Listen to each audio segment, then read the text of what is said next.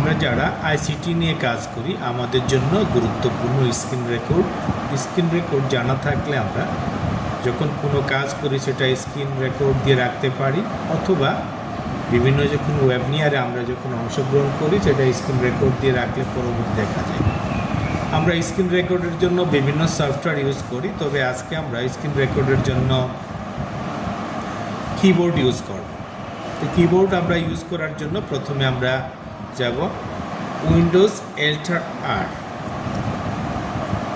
যখন উইন্ডোজ এল্টার আর দেব তখন আমরা এই কমান্ড দিলে উইন্ডোজ এল্টার আর কমান্ড দিলে আমরা আমাদের ভিডিও স্ক্রিন রেকর্ডিংটা চালু হয়ে যাবে।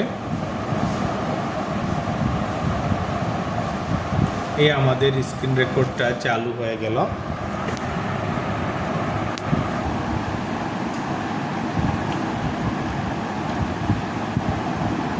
স্ক্রিনশট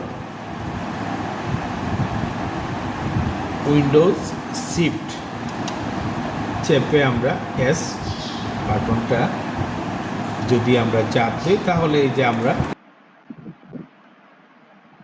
আমি এখন স্ক্রিনশট শুধু ম্যাপের অংশটাই করব, সিনারির অংশটা আমি করব না। তাহলে আমি এরিয়াটা সিলেক্ট করি, হয়ে গেল।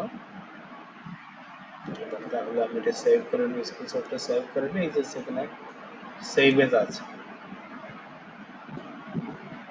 Save age.